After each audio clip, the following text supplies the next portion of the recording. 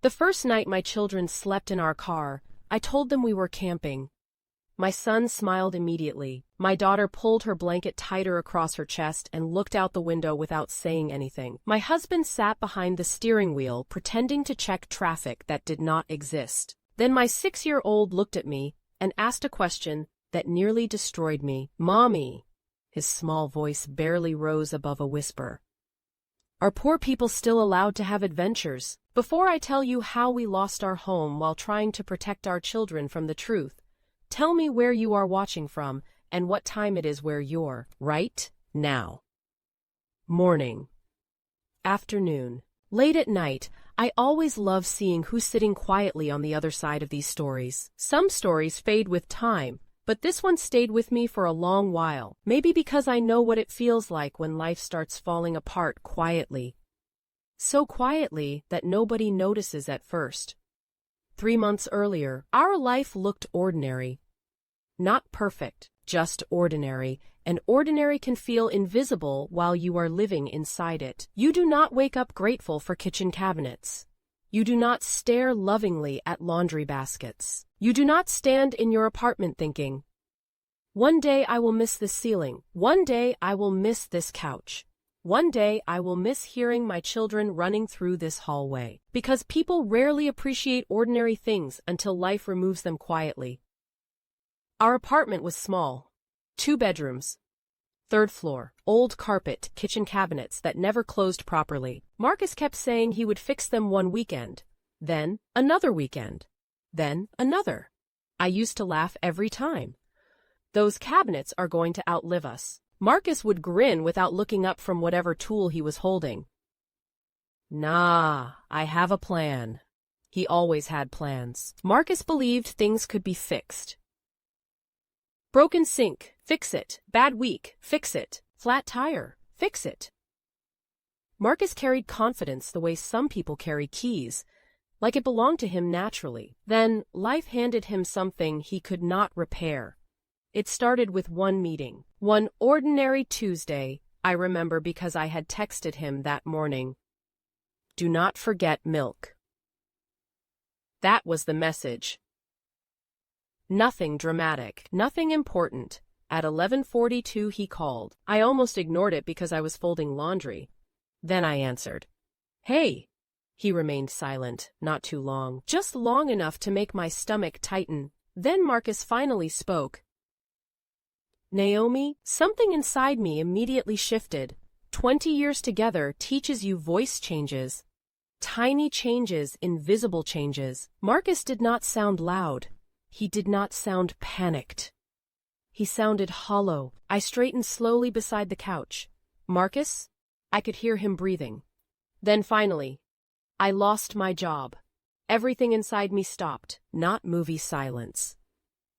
Not dramatic silence. Just my hand frozen above a pile of folded towels while my brain tried to understand words that suddenly did not belong together. Marcus. Lost job.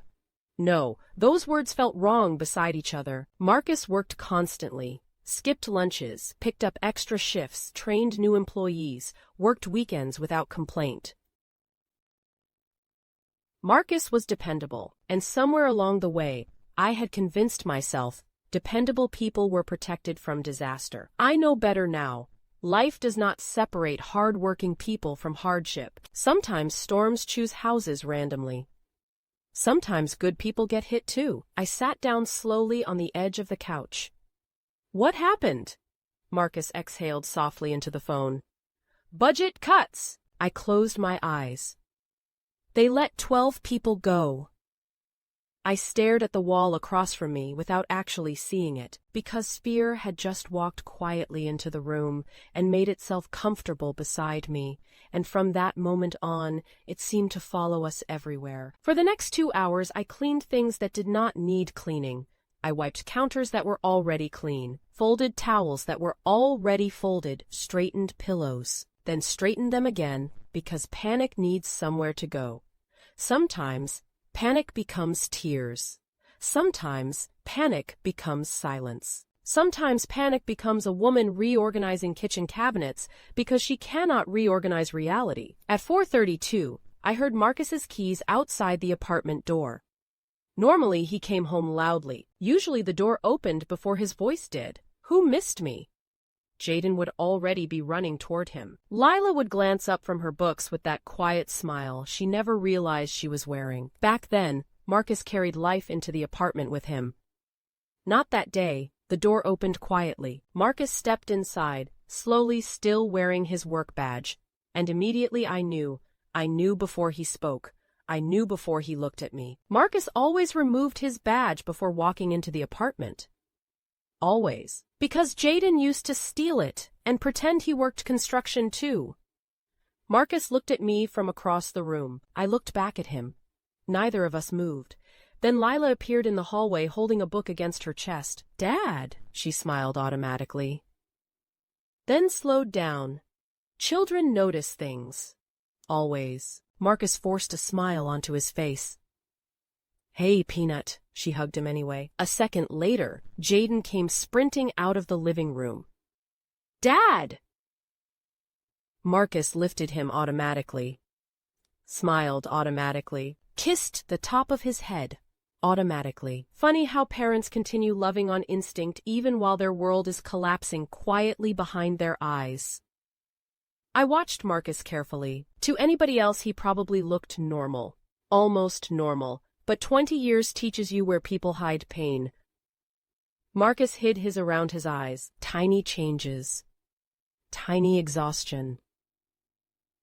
Tiny sadness. Invisible things. Unless you love someone, then nothing is invisible.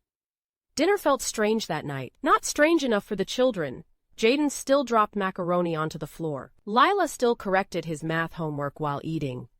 The television still hummed softly in the background. Life still looked ordinary, but Marcus barely touched his food. I noticed immediately, and a few seconds later he noticed me noticing. Then he smiled. Small smile, practice smile. Not real. There is a difference. Real smiles reach the eyes. Practice smiles stop halfway there. After dinner, Jaden disappeared into the living room with toy dinosaurs. Lila curled up on the couch with another book. Marcus stood at the sink pretending to wash dishes.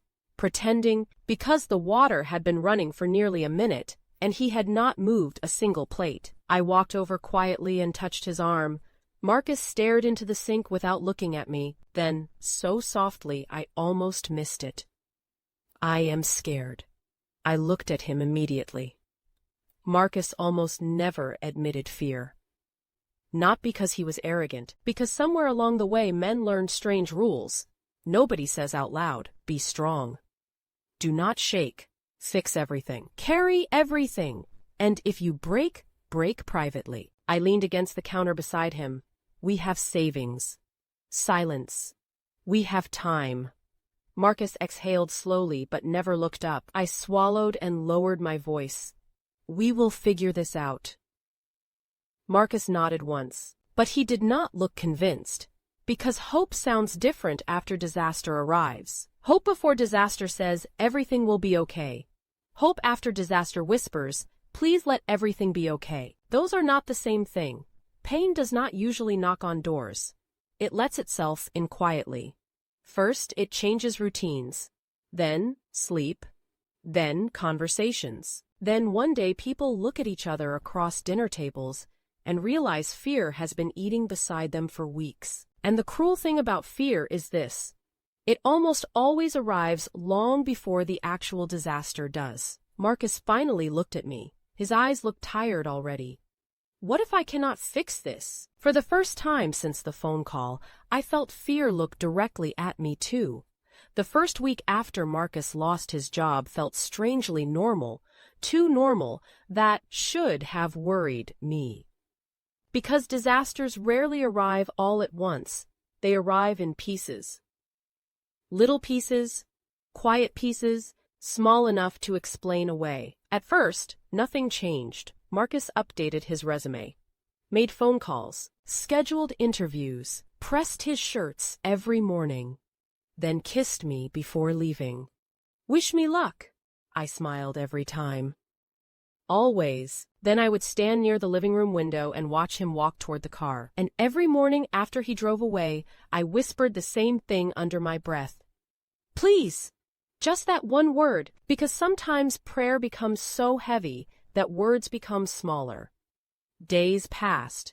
Then another week passed. Then another. The first bill notice appeared on a Thursday. I remember because I was putting groceries away. Not many groceries. Just enough: milk, bread, eggs, peanut butter. Things suddenly looked different after Marcus lost work. I started looking at prices, really looking at them. I used to grab things without thinking.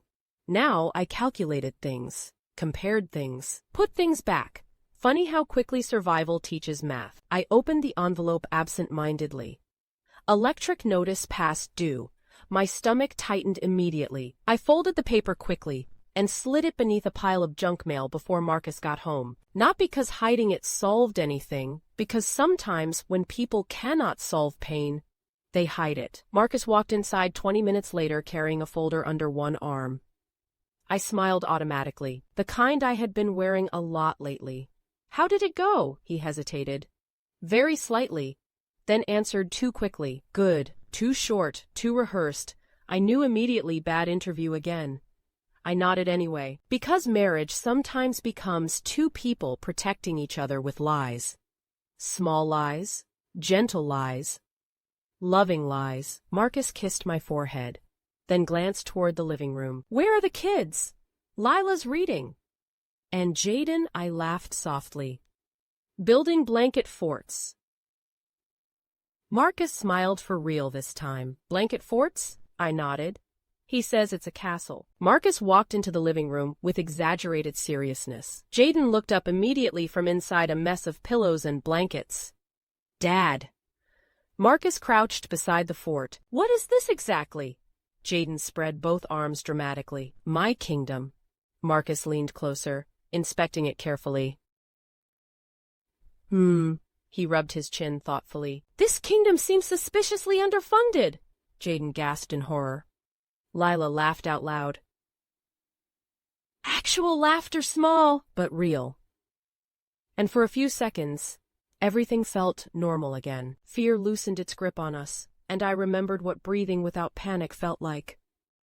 Then I looked over at Lila. She was smiling, but she was not watching the blanket fort. She was watching Marcus, studying him. Children memorize faces. Children memorize energy. Children notice when laughter sounds different. And for the first time, I wondered if our daughter had started noticing the cracks too. There is something cruel about falling apart slowly. Sudden disasters hurt, but slow disasters whisper. Slow disasters let people wake up every morning believing life might still return to normal. Then one day, they realize normal quietly left weeks ago, and nobody noticed when it happened. The strange thing about financial trouble is that it does not always begin with losing things. Sometimes, it begins with things disappearing, quietly. So quietly children almost do not notice.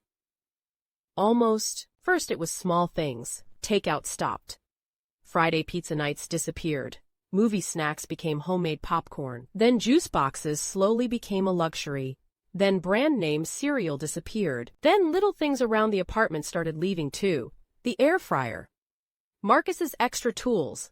The old gaming system, small things. Reasonable things.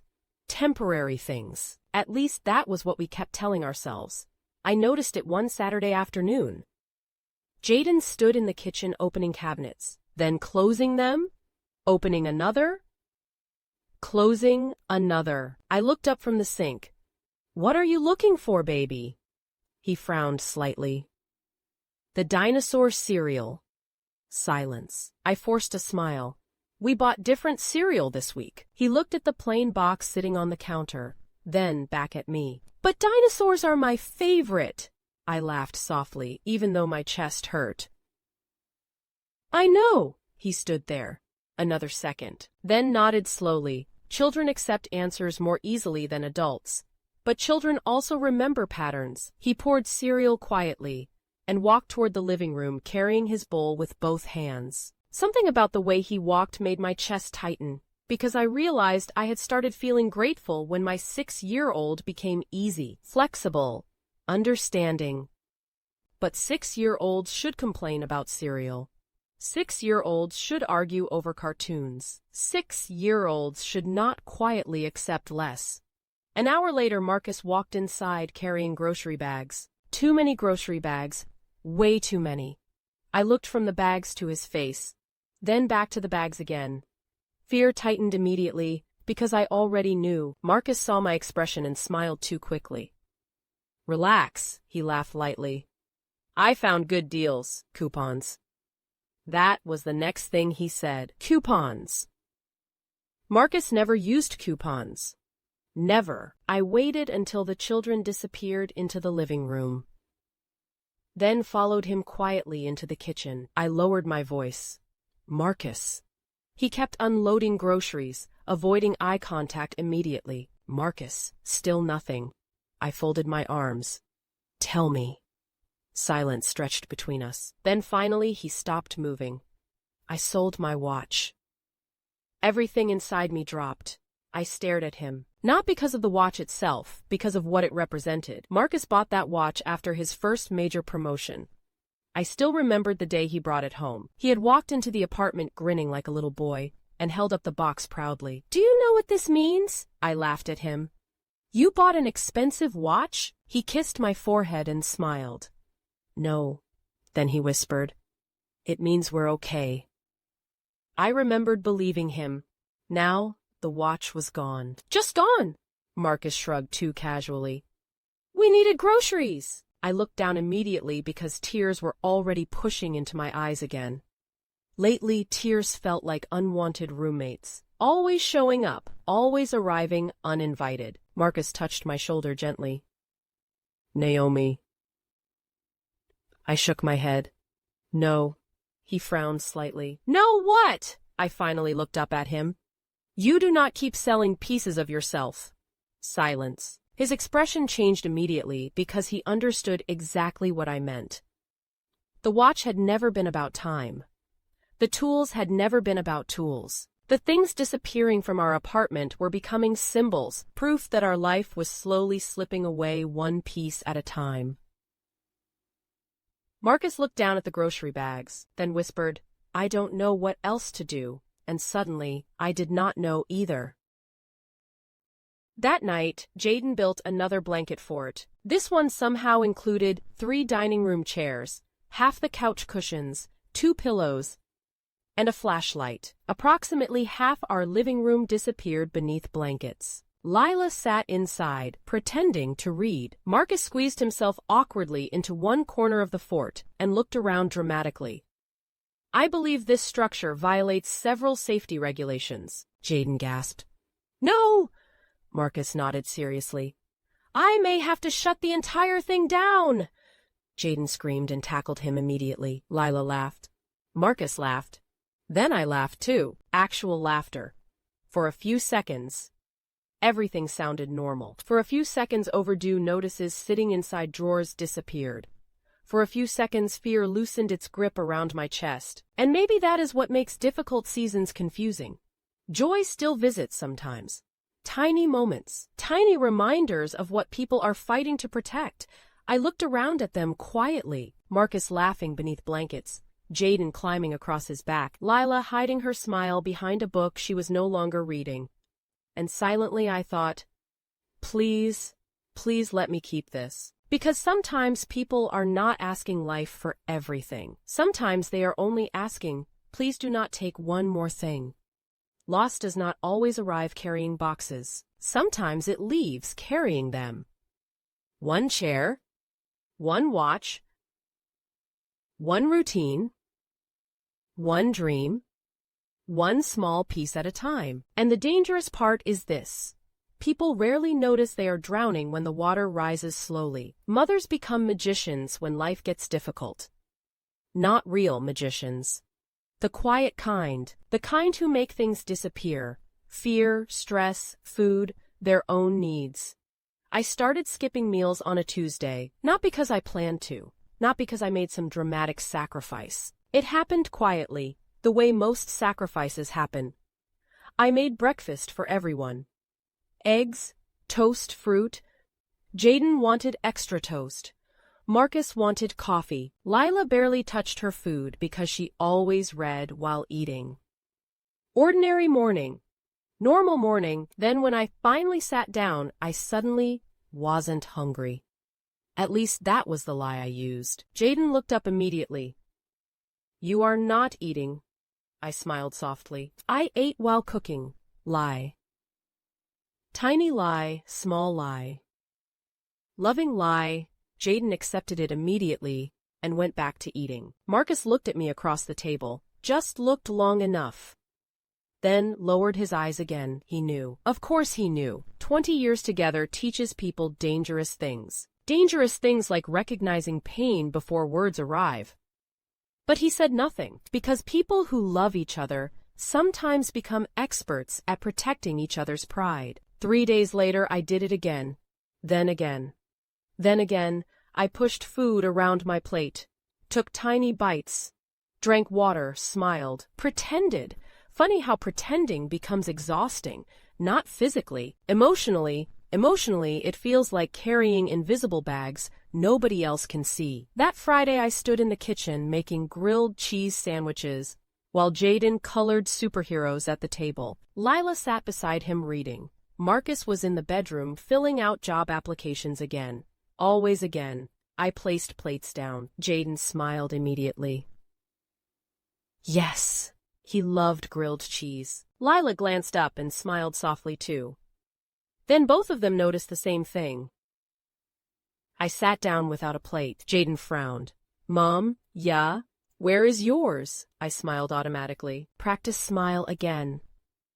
I am not hungry. Silence. Jaden nodded slowly. But Lila looked at me differently. Not at my face, at my hands, then at the empty space in front of me, then back at my face again. Watching, studying. Children ask questions with their mouths sometimes, but first, they ask with their eyes. Marcus walked into the kitchen just then. He stopped near the table and took in the scene with one glance. Jaden coloring, Lila watching me carefully over the top of her book. The empty space in front of me. Marcus said nothing at first. He simply crossed the kitchen, opened the cabinet, and pulled down another plate. Then he quietly cut his sandwich in half, slid one piece toward me, and sat beside the children with the other half. Nobody spoke. Nobody needed to. Love says many things without words. I stared down at the sandwich while heat climbed into my face. Marcus picked up his own food casually, pretending not to notice the tears already gathering in my eyes. Then, without lifting his gaze, he said softly, "You forgot something." I swallowed hard. What? He finally glanced at me. You forgot yourself? The words hit harder than they should have, because somewhere between overdue notices, shrinking groceries, and trying to keep the children smiling, I had slowly disappeared inside survival. Across the table, Lila lowered her eyes. Jaden looked between us, confused for a moment, before returning to his coloring. Children understand pieces first. The full picture comes later. I picked up half the sandwich slowly. Then I noticed something else. Marcus looked thinner too. His cheeks slightly hollowed, his belt tighter than usual, the exhaustion around his eyes deeper than before. A cold feeling settled in my chest because I suddenly realized something terrifying. I was not the only one pretending not to be hungry. The kitchen grew still. Not tense, not angry, just heavy. The kind of silence that arrives when everyone reaches the same painful truth at once. Marcus took another bite and forced a small smile. Eat. I let out a shaky laugh and finally did. Across from us, Lila kept watching both of us quietly. Not suspicious anymore. Aware. That frightened me more. Because children do not understand bills or unemployment. But they understand absence. They notice shrinking dinners, tired laughter, forced smiles, the way adults begin answering questions too quickly. Adults think children miss details. The truth is, children often sense the heart of a problem long before adults admit it aloud.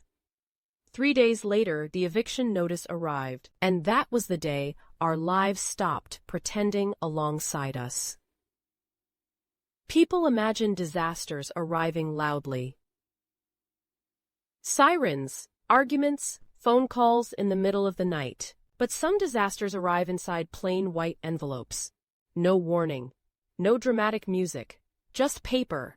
Thin paper carrying enough weight to crush a family. I found the notice halfway beneath our apartment door while carrying grocery bags inside. Jaden was behind me arguing passionately about whether dinosaurs could defeat superheroes. Ordinary conversation. Ordinary afternoon.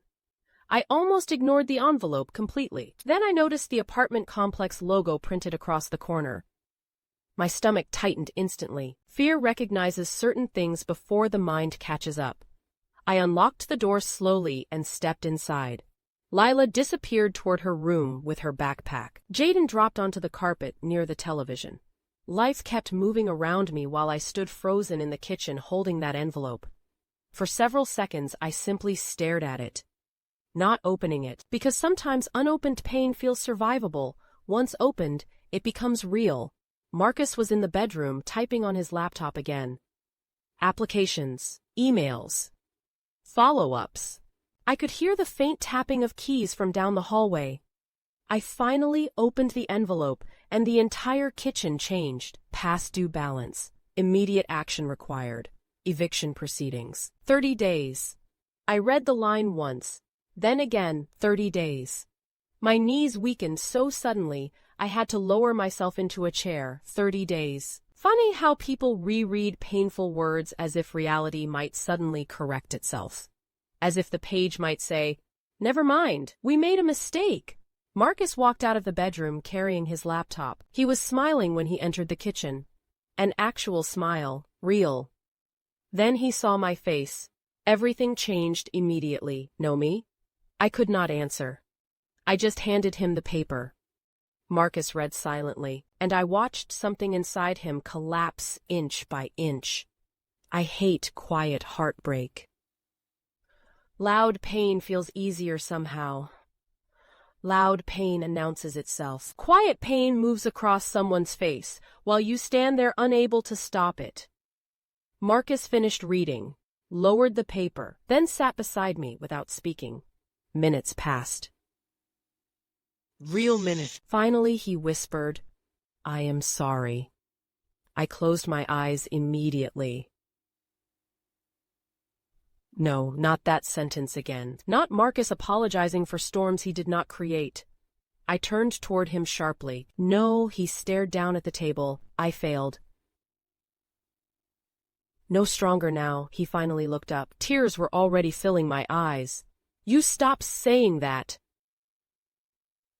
Marcus looked away again, jaw tightening. Pain had started teaching him dangerous lies. Shame never arrives screaming. It whispers. It sits beside good people, and slowly changes the way they see themselves. Then one day, a father looks into the mirror and sees failure, while everyone else still sees a man carrying his family on exhausted shoulders. We did not tell the children immediately. Maybe that was wrong. Maybe it was not. I still do not know. Parents make decisions while frightened, and frightened decisions rarely come with instructions. That night, I woke around 2 a.m. and found Marcus sitting alone at the kitchen table. Bills covered the surface around him. Numbers, statements, past due notices. His laptop screen glowed faintly in the dark apartment. I stood in the hallway watching him for a moment, watching the man I loved trying to calculate miracles. He looked beyond tired, smaller somehow, as if stress had slowly been sanding pieces off him.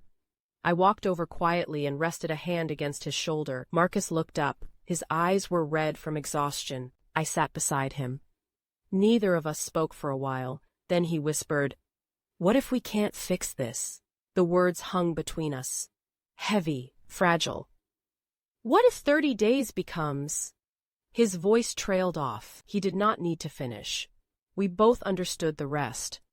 30 days. Then nowhere. 30 days. Then uncertainty. 30 days until fear stopped hiding behind the walls and stepped fully into our lives. I leaned my head gently against his shoulder, and for a long time, we sat there together in silence. No solutions, no speeches, just two exhausted people holding on to each other while life shifted underneath them. Because sometimes love does not repair the damage. Sometimes love simply stays. The next afternoon, Jaden burst into the kitchen wearing a towel tied around his shoulders, like a cape. "Dad." Marcus looked up from the laptop, balanced on the table. Jaden raised both arms proudly. "I am Super Jaden!" Marcus blinked seriously. "Oh no!" Jaden pointed dramatically toward the living room. "I save families." Marcus leaned back in his chair as if deeply concerned. "Can Super Jaden help with dishes?" Jaden gasped in betrayal. "No." Lila laughed from the couch without lifting her eyes from her book. Marcus stood anyway and chased Jaden around the apartment while the little boy screamed with laughter. For a few minutes, fear stayed outside the room. For a few minutes, life loosened its grip on us. But fear always comes back eventually, and ours was already counting down. 27 days, then 24, then 21.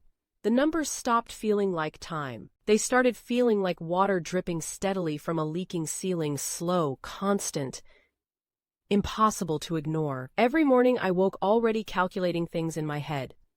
Days left. Money left. Gas left. Food left. Fear turns people into mathematicians. Marcus kept trying every single day. Applications, interviews, phone calls, emails, follow-ups. I watched him shave carefully every morning before interviews, press shirts that no longer fit quite right, straighten ties and mirrors, while exhaustion sat behind his eyes. Then, every evening he came back, carrying another disappointment home with him. The hardest part was this. Marcus never complained, not once. He still played with Jaden, still helped Lila with homework, still kissed me before bed, still tried to sound hopeful even when hope barely existed anymore. But pain had started leaving fingerprints on him. His shoulders rested lower now. His smile arrived slower. His laughter carried strain underneath it. One afternoon, I opened our closet and froze.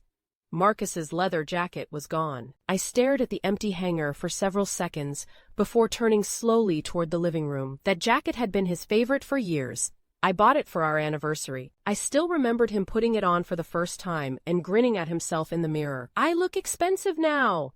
I found Marcus sitting at the table staring at his laptop screen typing. Stopping. Typing again. I stood in the doorway holding the empty hanger. Marcus looked up once, then immediately looked away. He already knew. Silence stretched across the room. Finally he said, quietly, "We needed gas money." I sat beside him slowly. No anger, no blame. Only sadness settling heavily into my chest. Because we were no longer selling possessions. We were selling memories, milestones, pieces of the life we built together. One piece at a time, I placed the hanger carefully on the table. "Marcus." He kept staring ahead. "Look at me." Nothing. "Marcus." He finally turned toward me, and for a second, I saw it clearly: fear. Real fear, the kind people hide because speaking it aloud makes it feel permanent. His throat moved as he swallowed hard. "What if I can't save us?" Tears filled my eyes instantly. Not because he asked the question, because I realized he had probably been carrying it alone for weeks. Questions become dangerous when people carry them privately. I reached for his hand across the table. "You are not carrying this by yourself. You hear me?" His eyes dropped again.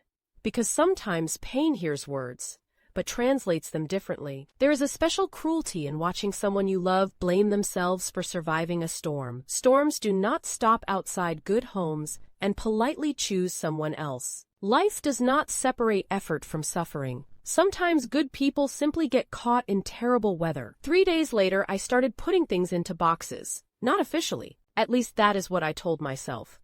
I called it organizing, cleaning, making space, anything except the truth.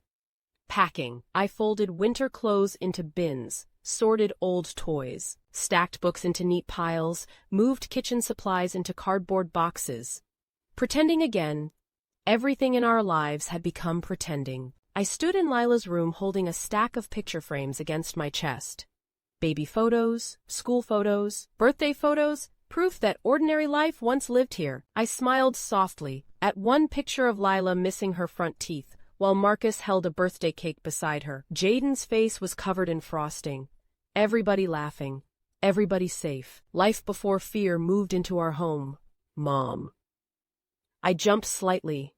Lila stood in the doorway watching me carefully. Always watching. What are you doing? I smiled too quickly. Cleaning. Her eyes moved slowly across the boxes, lining the wall. Then back to me. She stepped farther into the room and picked up one of the frames. I like this picture. Me too, I said. She stared down at it for several seconds before speaking again. Why are we cleaning so much lately? My chest tightened instantly. Children notice patterns before adults realize they exist. I looked away briefly, just 1 second. Then forced another smile. We're getting organized. Lila nodded, slowly, but she kept studying my face, not fully believing me anymore, and suddenly, a frightening thought slipped quietly into my stomach. Lila had stopped accepting answers. Now she was studying them. That night, Jaden dragged blankets into the living room again. Dad. Marcus looked over from the couch. We have a fort emergency. Marcus sat up immediately. A fort emergency! Jaden nodded with complete seriousness. Very serious. Marcus looked toward me, then back at Jaden. Well, he stood dramatically. We cannot ignore national emergencies. Jaden screamed and sprinted toward the living room. Marcus chased after him while Lila followed behind, smiling quietly. I stayed in the kitchen a moment longer listening to their laughter echo through the apartment. And for a little while, I pretended with them too. Because pretending was the only thing keeping us standing. 7 days. I hated that number. Not because 7 itself meant anything. Because 7 had become a countdown. 7 days left in our apartment. 7 days before uncertainty swallowed us completely. 7 days before we ran out of places to hide the truth. Fear changes numbers. Birthdays become expenses. Weekends become deadlines. Days become enemies. That morning, I stood in the kitchen staring at the calendar hanging near the refrigerator. Marcus had written interview dates in blue ink. Lila's school reminders in black, Jaden's soccer practices in green, ordinary family colors, normal life colors. But all I could see was 7. Marcus walked into the kitchen wearing sweatpants and exhaustion. He wrapped his arms around me from behind and rested his chin against my shoulder. Neither of us spoke. We had started doing that often lately, standing together silently, like two people leaning against the same cracked wall. Then Marcus whispered, I have another interview today. I turned quickly. Really? He nodded once. Construction supply company? His voice carried cautious hope. Operations manager? Not ideal. Not close to his old salary, but Hope becomes less picky after suffering a while. Eventually Hope starts saying, anything. Please, I smiled genuinely this time. When? 1 o'clock? I hugged him tightly without thinking. I have a good feeling, Marcus laughed softly against my shoulder. I like when you lie to me. I pulled back and frowned. Excuse me, he smiled faintly. I am joking. A small smile touched his face. Mostly. I hit his arm lightly, and for one brief second, I saw the old Marcus again. The version of him from before fear took up permanent residence in our lives. Then his phone buzzed. Reality stepped right back into the room. Marcus looked down at the screen. I watched hope arrive in his eyes, then disappear just as quickly. His face emptied. He stared at the phone for several seconds before lowering himself slowly into a chair. What happened? Without speaking, he handed me the phone. Position filled. Thank you for your interest. 3 small words. That was all it took. Marcus leaned forward and covered his face with both hands. Then he whispered something so softly I barely heard it. I can't do this anymore. And hearing that frightened me more than the eviction notice ever had, because anger still fights. Exhaustion simply tries to survive. But emptiness, Emptiness stops moving. I sat beside Marcus slowly and reached for his hand. He held mine automatically. Instinct, muscle memory, love surviving even while everything else shook around us. But he still stared at the floor, still carrying the weight alone. Pain becomes dangerous when people isolate themselves inside it. Pain likes closed doors, dark rooms, silence. Pain whispers terrible things to exhausted people. Do not tell anyone. You are becoming a burden. Handle it yourself. And the cruel part is good people believe those lies fastest. That night, the children fell asleep early. Jaden passed out halfway through a cartoon with one sock missing and popcorn scattered across his shirt. Lila carried a book into bed but barely turned any pages. Marcus sat at the kitchen table again, surrounded by bills and job listings. The apartment had grown quieter lately. Not peaceful quiet.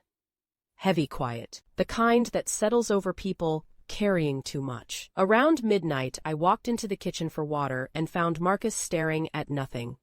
The laptop screen still glowed in front of him, untouched. He looked exhausted in a way sleep could not fix. Not physically, spiritually. Like someone standing at the edge of something invisible.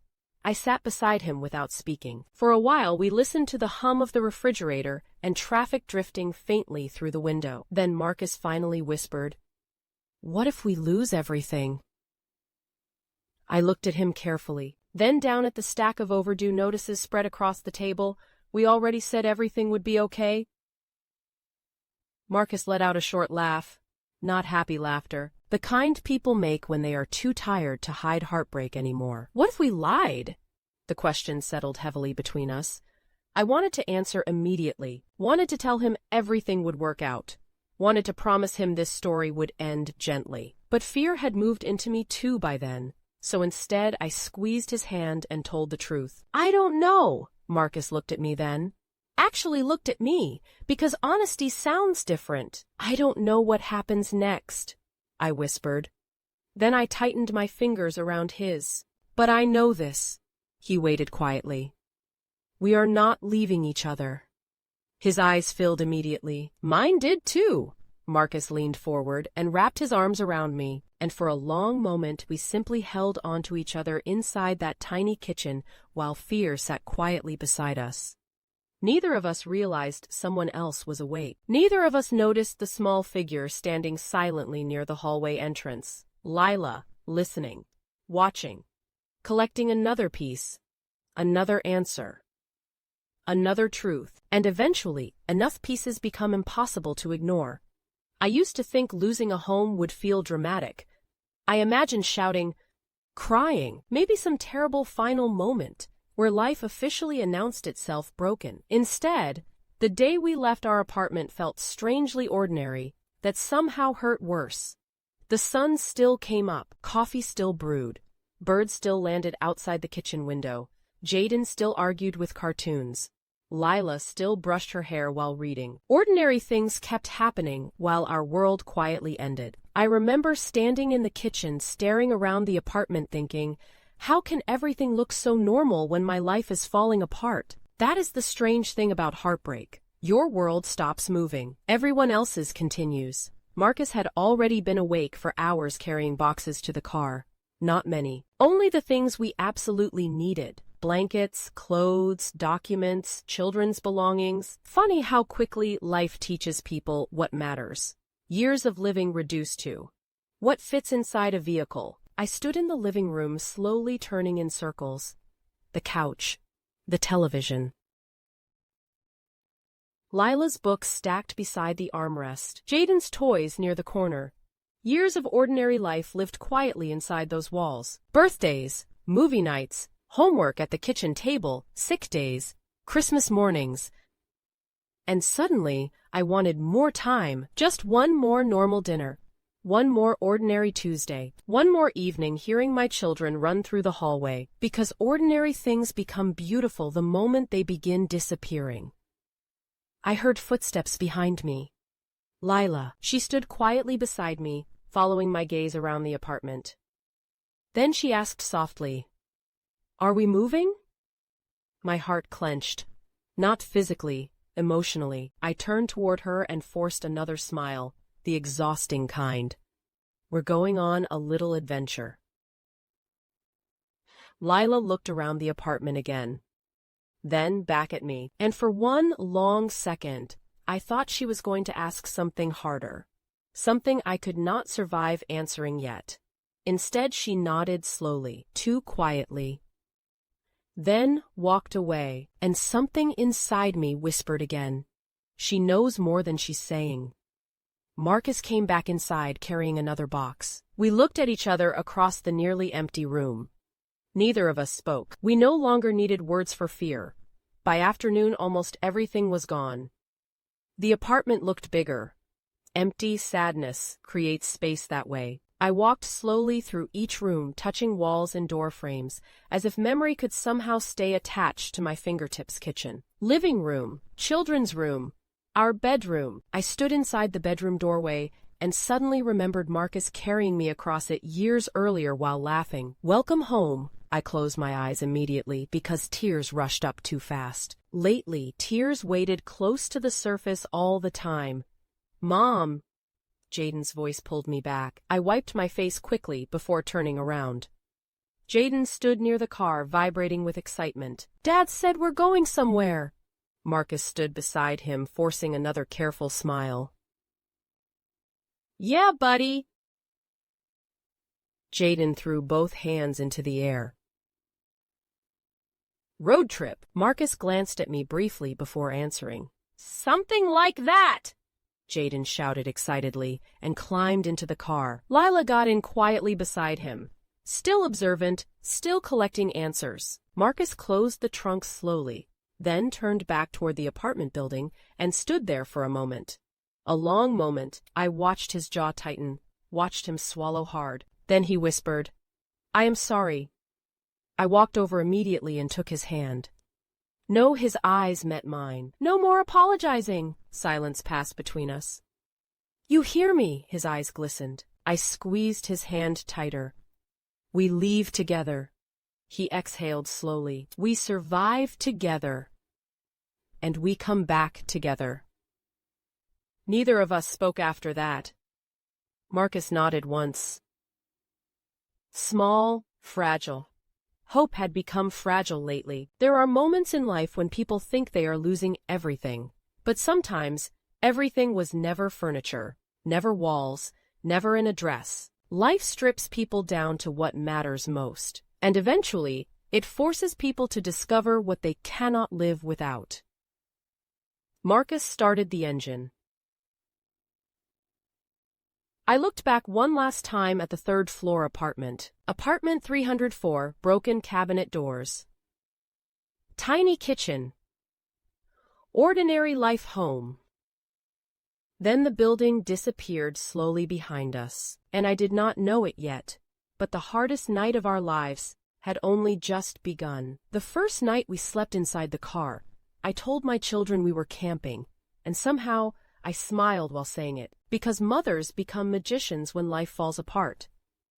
They make fear disappear.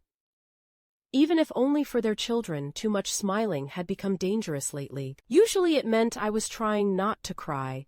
Jaden's eyes widened the second I said the word camping. Camping. Not fear, not confusion, excitement. The kind only children can still afford. He twisted around in the back seat, looking at the blankets and snack bags stuffed around the car like we had built some exciting little fort on wheels. Inside the car, Marcus forced warmth into his voice from the driver's seat. We're trying something different. Jaden looked genuinely impressed. We invented car camping. Marcus laughed softly. Exactly. Jaden threw both hands into the air. We're geniuses.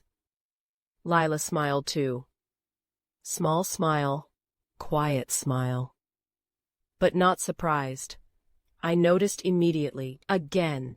I kept noticing. Marcus drove slowly through town while streetlights slid across the windshield. Restaurants, gas stations, families heading home, people carrying groceries into places they would sleep safely tonight. I sat staring out the passenger window, thinking about how strange suffering feels in public, Because pain isolates people. You can sit surrounded by thousands of strangers and still feel completely alone. Eventually, Marcus pulled into the corner of a grocery store parking lot beneath harsh white lights. Cars moved in and out steadily. Shopping carts rattled across pavement. People laughed somewhere nearby. Ordinary life continued around us while ours sat parked at the edge of it. Marcus turned off the engine. The silence afterward felt immediate and heavy. Jaden looked around curiously. "So, this is the campsite?" Marcus hesitated for only a second. "Modern camping." Jaden accepted the explanation instantly. That is the beautiful thing about children. Adults need evidence. Children only need confidence. Lila stayed quiet beside him, watching both of us carefully, always paying attention. I reached into one of the grocery bags and pulled out juice boxes and crackers. Things we should not have spent money on. Things we technically could not afford anymore. But I needed something that still looked normal. Something that still felt like childhood. Jaden smiled the second I handed him snacks. Best camping ever. Marcus looked quickly toward the windshield. Very quickly. I knew exactly why. Because I was doing the same thing. Trying not to let tears show, I leaned my head back against the seat and stared toward the parking lot lights. They blurred slightly. Because the tears came anyway, pretending had become exhausting. Fear had become exhausting. Everything felt exhausting. Marcus lowered his voice. So, I looked toward him. He kept his eyes forward. "How are you holding up?" Funny question. People ask that, even when everybody already knows the answer. I let out a tired laugh and rubbed my forehead. "I honestly don't know anymore." Marcus nodded once and reached across the console for my hand. No speeches, no solutions, just his fingers wrapping around mine. Sometimes, love becomes nothing more than, "I am still here." Behind us, Jaden stacked crackers into tiny towers while talking to himself under his breath. Ordinary little boy things. Then suddenly, he looked up. "Mom." I turned around. "Yeah, baby." He studied my face for a second. Then Marcus. Then me again. His voice softened. "Are poor people still allowed to have adventures?" Everything inside the car stopped. The air itself felt still. Marcus looked at me immediately. I looked back at him. Neither of us moved. Because suddenly, a question from a 6-year-old carried more weight than anything else inside that vehicle. Jaden frowned slightly. Did I say something bad? My throat tightened so hard it hurt. "No." I reached back and touched his small hand gently. "No, baby." My voice cracked anyway. I smiled again, but this one was real. Not practiced. Not forced. Because in that moment I understood something important. Children are not afraid of poverty. They are afraid of losing safety, losing home, losing us. I squeezed his fingers softly. Everybody deserves adventures. Jaden relaxed immediately. Simple answer. Simple trust. A minute later, he curled against his blanket and drifted back to sleep. Children still trust sleep. Adults lose that eventually. I turned back toward the window and cried silently, where nobody could see me. People think strength means carrying pain without falling apart. I used to believe that too. Then life taught me something different. Strength is waking up terrified and loving people anyway. Strength is smiling while your heart shakes. Strength is whispering not today while life tries to pull everything apart around you. Hours later, everyone slept except Marcus and me. Cars came and went. Shopping carts rolled through the lot. Somewhere in the distance, somebody laughed loudly. Ordinary sounds. Ordinary lives. Marcus stared through the windshield for a long time before finally speaking. "Naomi?" I looked over. His voice barely rose above a whisper. "I don't know how to save us anymore." And hearing him say that frightened me more than sleeping in a parking lot ever could. Mourning inside a car feels different from mourning inside a home. Homes have familiar sounds. Coffee brewing, cabinets opening, bathroom doors shutting. Children arguing over cereal. But inside a car, mourning feels temporary. Borrowed. I woke before everyone else with a stiff neck, and one numb leg twisted awkwardly beneath a blanket. For a few seconds, I forgot where I was. Then reality returned all at once. Fogged windows, parking lot lights, blankets piled around sleeping children.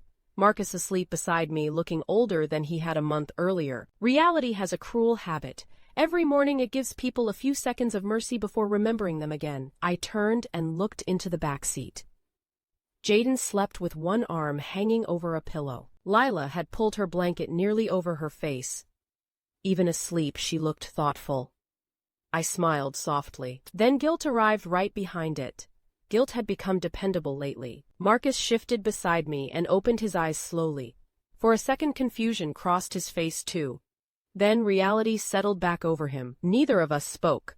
What exactly were we supposed to say? Good morning. Did you sleep well? Ready for another day pretending our lives haven't collapsed? Marcus rubbed both hands over his face. What time is it? I checked my phone. 6:14, he nodded slowly. We should move. I knew what he meant. Move before employees noticed us. Move before questions started. Move before our reality became visible to other people. Marcus started the car. The gas needle hovered close to empty. I noticed him notice it. Then I noticed him pretending he hadn't. Pretending had become our second language. Gas stations became part of our routine. That sentence still feels strange to say out loud. Routine usually belongs to stable things. Morning coffee, school pickup lines, family dinners, not gas station bathrooms. Marcus stayed in the car with the children while I went inside carrying a small bag with toothbrushes, soap, and hairbrushes. Things people stop appreciating until life turns them into privileges. I locked myself inside the bathroom and stared into the mirror. Long stare, long enough to barely recognize myself. I looked frightened. Not tired frightened. There is a difference. Tired says I need rest. Fear says I don't know what tomorrow looks like. I splashed cold water across my face and looked at myself again. Still frightened, I leaned both hands against the sink and closed my eyes, then whispered quietly, "Don't fall apart." I closed my eyes, counted to 5, then tried again. Please don't fall apart. Mothers say strange things to themselves during hard seasons. Keep smiling, keep moving, protect them. Do not fall apart. I practiced smiling in the mirror before leaving the bathroom. Actual practice, again and again until it looked believable. Because if my children looked at my face later, I wanted them to see safety, not fear. Movies teach people that survival looks heroic. Powerful speeches, dramatic music, people standing tall against impossible odds. Real survival rarely looks heroic. Sometimes survival looks like brushing your teeth in a gas station bathroom while quietly begging yourself not to cry. The library became our safe place. Air conditioning, clean bathrooms, internet access, soft chairs, quiet corners, where nobody asked questions. Funny how certain places become sacred during difficult seasons. We arrived around 10 every morning. Jaden disappeared into the children's section almost immediately. Lila always chose the same seat near the windows. Marcus searched job listings online for hours, and I pretended to read while secretly monitoring everyone else. Pretending again. Always pretending. Across the room, Jaden suddenly waved both arms wildly. "Mom." Several people looked over. I smiled, despite myself. "What?" He held up a dinosaur book proudly. "Did you know dinosaurs had feathers?" Marcus looked over seriously from his computer. No, Jaden nodded dramatically. "That changes everything." Marcus leaned back in his chair slowly, placing one hand dramatically against his chest. "Everything?" Jaden nodded with complete seriousness. "Everything." Marcus stood and walked toward him with exaggerated concern. "I need a minute to process this information." Jaden laughed loudly. Lila laughed quietly behind her book, and for a few moments, we looked like a normal family visiting the library.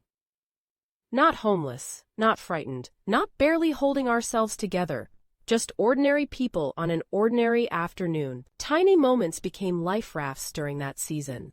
Small things kept us floating. Then I looked at Marcus again. He was smiling at Jaden, but exhaustion sat heavily behind his eyes. And suddenly, a terrible thought crossed my mind. How long can people keep pretending before pretending starts hurting more than the truth? 3 days later, Marcus tried to sell something else. And this time, Lila noticed. I spotted his wedding ring sitting in the cup holder while we drove across town. At first I thought he had removed it absent-mindedly. Then my stomach tightened. Marcus never took his ring off. Not at work, not while sleeping, not while showering. 20 years together, and I could count on one hand how many times I had seen him without it. I picked up the ring slowly, cold gold against my palm. Then I looked over at him. Marcus. He kept his eyes on the road, hands tight around the steering wheel. Marcus, still nothing. No, very quiet, but firm. He knew exactly what I meant. He finally glanced at me before looking back ahead. I was just thinking. People use softer words when the truth hurts.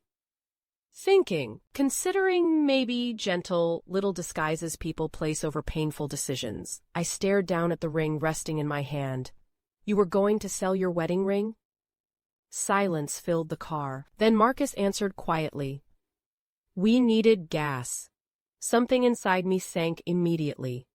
Not because of the ring itself, because of what it represented. 20 years! 20 years of promises, 20 years of choosing each other through every version of life. I remembered Marcus standing beside me in that tiny church. Warm summer afternoon. His hands trembling slightly, his voice shaking when he whispered, I'll choose you every day.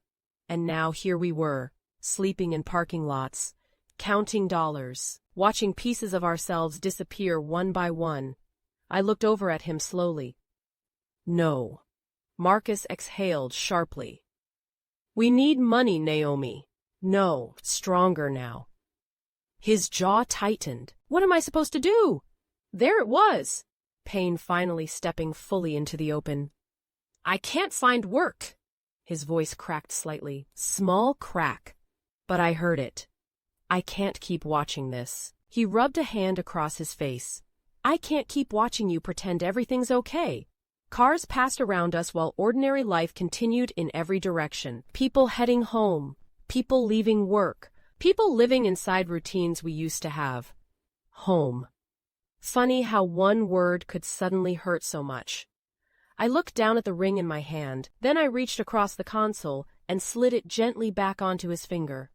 Slowly, carefully, neither of us spoke, because sometimes love becomes too heavy for language. There are seasons when survival starts asking dangerous questions. What can you live without? People answer gradually at first. Comfort, plans, extra things, sleep. Then, eventually survival points towards something sacred. And that is when people realize storms do not only take possessions, they try to negotiate with identity too. Later that afternoon, we sat outside the library while Jaden chased pigeons across the sidewalk. Marcus had gone back inside to use the computers again. Lila sat beside me with a book open in her lap, or pretending to read. Hard to tell anymore. I noticed she had been staring at the same page for several minutes. Then softly, Mom? I looked over. Yeah? She kept staring ahead while speaking. When do we go home? Everything inside me tightened. Not again. Not yet. I forced another smile, automatically. Soon, baby. Lila lowered her eyes, then whispered, You always say soon. My chest tightened immediately. She closed the book carefully and finally looked directly at me. And for the first time, I saw something new in her expression. Not confusion. Not suspicion. Fear. Small, quiet, but unmistakable. Children can survive difficult truths. But uncertainty terrifies everyone, especially children. I reached over and took her hand gently. What are you thinking about? Silence stretched between us. Then she answered softly, I think everybody is pretending. Everything inside me stopped, because suddenly I realized something terrifying. Lila was no longer collecting clues. She had already assembled the picture, and once children see the truth, they cannot unsee it.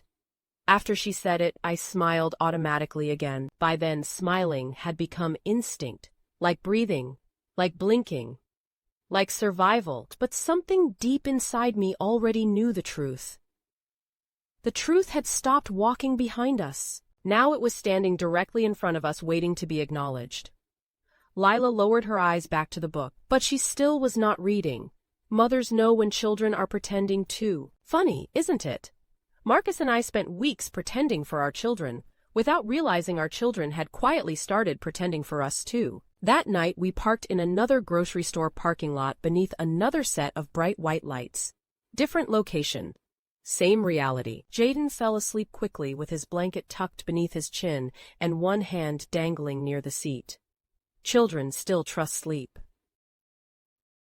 Adults eventually stop. Marcus sat staring through the windshield with both hands resting on the steering wheel. I sat beside him listening to the soft hum of distant traffic. Neither of us spoke for a long time. Then, a quiet voice came from the back seat. "Mom, Lila?" I turned around slowly. She sat upright beneath her blanket, watching me carefully, always carefully. I smiled gently. "Yeah, baby." She twisted the corner of her blanket nervously around her fingers. "Can I ask you something?" Something inside me tightened immediately. Fear recognizes certain sentences before they finish. I nodded slowly. "Of course." Lila looked down for several seconds before finally whispering, "Did we lose our house?" Everything stopped again, I swear. Pain can freeze time when it wants to. Marcus became completely still beside me. I could hear my own heartbeat inside the silence. Lila finally looked up at me, and I wish she had not, because there was no anger in her face. No blame, only sadness. Quiet sadness. The kind children should never have to carry. Not at 9 years old, not because of adult problems. I swallowed hard. "Lila," she held my gaze steadily. "You can tell me." Her voice stayed soft, but her eyes never wavered, and suddenly every lie we had built for protection felt unbearably heavy. Every fake smile, every cheerful adventure, every careful explanation. Marcus lowered his head beside me without speaking. Then Lila whispered softly, "You cry when you think I am asleep." Silence. "Dad sits alone outside sometimes." Another silence. "You both keep saying soon." Her voice became even quieter. "And people don't camp in grocery store parking lots." No child should have needed to say that. No child should have carried that much awareness. I covered my mouth because tears escaped before I could stop them. Then something happened that completely shattered me. Lila climbed forward and wrapped both arms around me, then whispered gently into my shoulder, "I didn't say anything because I thought maybe you were scared." And I broke completely, because children are supposed to be protected by parents, not protecting their parents. No child should feel responsible for carrying adult grief. No child should become emotionally older than their age because life forced them there too early. I wrapped my arms around Lila and cried openly against her shoulder. Not hidden tears. Not quiet tears. Real ones. The kind that hurt while leaving your body. Marcus finally turned around in his seat and looked at us. His eyes were already wet. Already broken open. Then he asked softly, "How long?" Lila looked at him carefully. "A little while." Marcus closed his eyes immediately. Actually closed them, because the weight of those words was too heavy to look at directly. Children do not become strong because life asks politely. They become strong because they quietly adapt to things they were never supposed to carry. Adults call it maturity sometimes, but often it is just childhood learning survival too early. A movement beside us interrupted the silence. Jaden stirred awake, rubbing his eyes slowly. Confused. Sleepy. He looked around the car and frowned. "Why's everybody crying?" Nobody answered at first. Nobody moved. Children hear silence differently than adults do. Adults hear silence and assume nothing is happening. Children hear silence and know something is wrong. Jaden looked from me to Marcus, then to Lila, then back again. Mom, his voice sounded smaller now. Careful, I opened my arms slowly. Come here, baby. He climbed into my lap immediately and rested his head against my chest, still sleepy, still trusting us completely. And suddenly fear wrapped around me all over again. Because trust is beautiful and fragile, I looked toward Marcus. Marcus looked back at me, and I knew neither of us wanted this moment, but some truths eventually stop waiting. I took a slow breath, then another, then finally whispered, "We need to tell you something." Lila reached for my hand beside her. Marcus lowered his head. I swallowed hard before speaking. We lost our apartment. Jaden blinked. Just blinked. No tears. No panic. Children hear words first. The weight comes later. He stared at me while thinking carefully, then asked, "So," his brow furrowed slightly, "where are we sleeping?" My throat tightened instantly. Marcus turned his face toward the window. "We don't know yet," I admitted softly. Silence settled heavily inside the car. Then, Jaden asked quietly, "The adventure?" There it was, the little lie we built out of love. Sitting between all of us now, heavy, painful. I lowered my eyes because suddenly I could not hold his gaze anymore. Beside him, Lila wrapped one arm gently around his shoulders. "We're okay," she whispered. Jaden looked at her, confused, still trying to understand. Then suddenly, his face changed, very slightly. "Did I do something wrong?" Marcus broke instantly, completely. He pushed the car door open so fast it startled all of us. Then he stepped outside and walked away quickly into the parking lot darkness. I stared after him speechless. Jaden looked frightened now. Actually frightened, because children become scared when adults stop feeling predictable.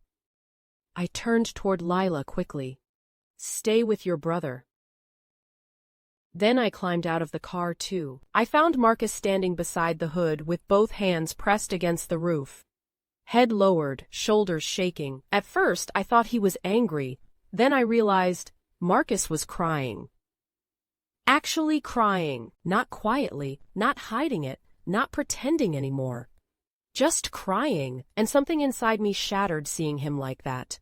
Marcus had always been our steady place, the one who fixed sinks, the one who worked overtime, the one who carried heavy furniture upstairs by himself because he refused to ask for help, the one who always said, "I got it." Now he stood beneath parking lot lights, looking like a man drowning in invisible weight. I walked toward him slowly and touched his arm gently.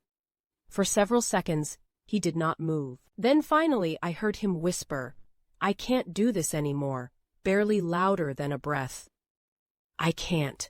I stared at him. "Marcus." He shook his head hard. "No," his voice cracked apart. "No," then louder this time. "I can't protect them." Silence. "I can't provide." He stared across the parking lot, as if searching for an answer that wasn't there. "I can't fix this." His breathing turned uneven. "I am watching my children sleep in parking lots." He hit the roof of the car lightly with the side of his fist. Not violence, just frustration spilling over. "I am watching my daughter protect us." His voice dropped lower. "And my son thinks this is his fault." Then finally he whispered the thing that hurt the most. "I don't know what to do anymore." Pain becomes dangerous when strong people run out of hiding places, because strong people rarely collapse all at once. First, they crack quietly. They keep smiling, keep carrying everyone else, keep pretending they are okay. Then, one day, the weight finally asks for payment, and afterward people say, "I never saw it coming." Even though pain had been leaving footprints everywhere for months, I stepped closer and wrapped both arms around him. At first, Marcus stayed stiff, motionless. Then suddenly he held onto me tightly, like someone trying not to sink. I buried my face against his shoulder and whispered softly, "You listen to me." His breathing slowed slightly. "You lost a job." Silence. "You lost an apartment.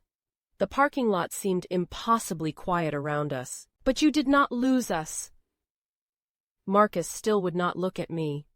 I reached up gently and made him meet my eyes. His face looked shattered. Human, exhausted. You are still their father. Tears rolled down his cheeks. You are still my husband. Another tear. You are still Marcus. He stared at me without speaking. Then I whispered the truth as clearly as I could. And I would choose you again. For the first time that night, something shifted in his eyes. Not happiness. Not relief. Just the smallest fragment of hope. Fragile. Barely there, but alive. Because hope is stubborn. Hope survives in broken places. Hope survives empty bank accounts. Hope survives parking lots. Hope survives terrified hearts long after logic gives up. But we still did not know life had one more obstacle waiting for us. 3 nights later, the car would not start. And I remember thinking, of course, not because I had become negative, because after enough difficult days, bad news starts feeling familiar. Marcus turned the key once. Click. Nothing. Again. Click. Still nothing. The car stayed silent. Nobody spoke. Marcus kept both hands on the steering wheel, staring straight ahead. I looked toward the gas gauge, then toward him, then back toward the windshield. Because sometimes people keep checking reality hoping it changes while nobody is looking. Jaden sat up groggily in the back seat. We stopping. Marcus forced another smile, the careful kind. Car's tired. Buddy, Jaden nodded thoughtfully. Oh, then after a second he added innocently, like Dad? Everything inside the car froze. Marcus looked up into the rearview mirror. Jaden stared back at him honestly. No joke, no cruelty. Just observation. Marcus smiled softly. Very softly. Yeah. For the first time that night, some of the tension left his face. A little like Dad. Then he stepped out of the car and opened the hood. Not to fix anything, just to stand there staring at it, because sometimes people already know they cannot fix the problem, and they stand there anyway. I watched him through the windshield, watching exhaustion settle across his shoulders, watching a man trying very hard not to give up. Beside me, Lila watched him through the windshield too. Then she whispered softly, Mom. I turned toward her. Yeah, baby? Her eyes stayed on Marcus standing beneath the open hood. Is Dad okay? I followed her gaze. Marcus had both hands braced against the edge of the car, shoulders heavy beneath the parking lot lights. For a second, I could not answer because children notice hesitation too. Finally, I said quietly, he's trying very hard. Lila nodded slowly. I know. Those 2 words hurt more than almost anything else during that season.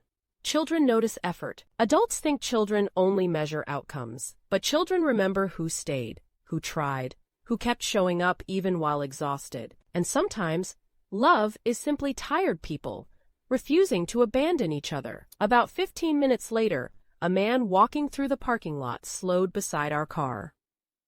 Gray hoodie.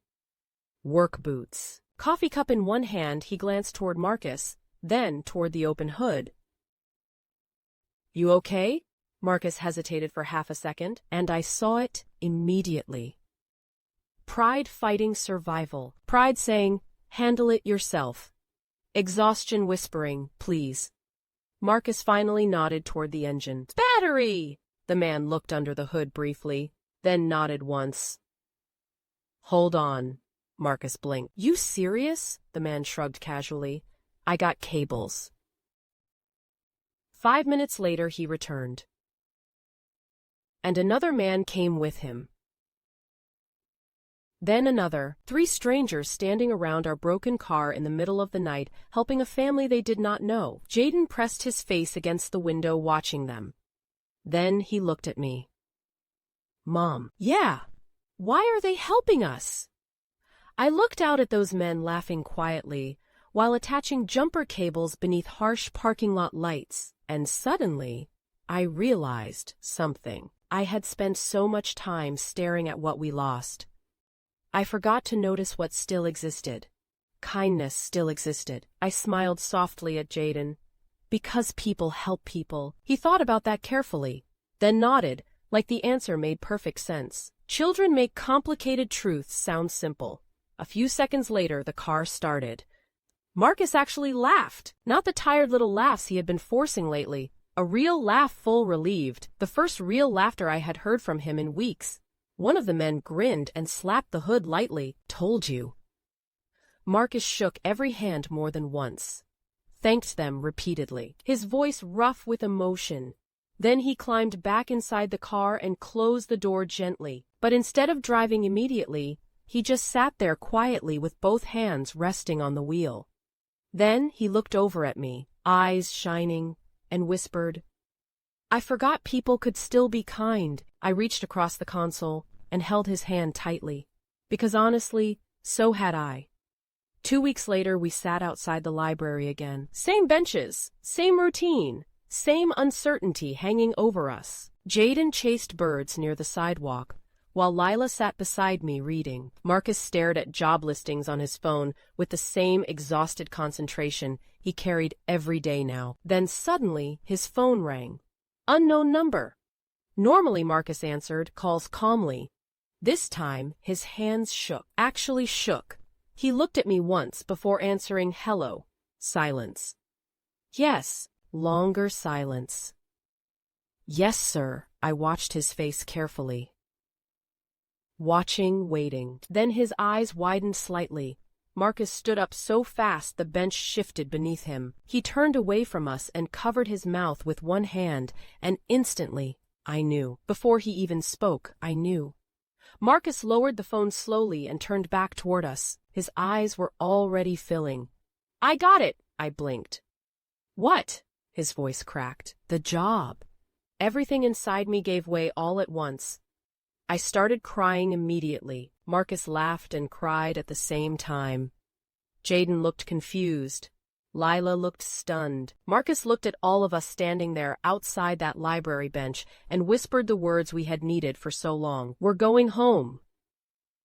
Months later, we moved into a tiny apartment, tiny kitchen, tiny bedrooms, tiny living room. Nothing impressive, nothing fancy, but the first night inside that apartment, I stood quietly in the hallway watching Marcus help Jaden unpack toys onto the floor. I watched Lila arranging books beside her bed. I listened to laughter moving naturally through rooms again, and suddenly I understood something life had spent months trying to teach me. Home was never walls, never furniture, never an address. Home was 4 people refusing to let go of each other, while everything else tried to fall apart. Because life can take comfort. Money. Plans, security, but some families become strongest exactly where they almost broke. And sometimes the people who think they lost everything discover they were carrying the most important things with them the entire time. That night, after the children finally fell asleep inside their new apartment, I stood quietly in the kitchen, listening to the sound of my family breathing safely again. And for the first time in months, the silence did not feel frightening. It felt peaceful. Marcus walked up behind me and wrapped his arms around my waist. No speeches, no promises, just warmth, just home. Because sometimes home is not a place. Sometimes home is the people who kept holding your hand while everything else disappeared. If this story stayed with you, leave the word home in the comments. And before you go, another story is waiting. One about a woman who spent years believing silence made her weak, until the day silence became the very thing that saved her life.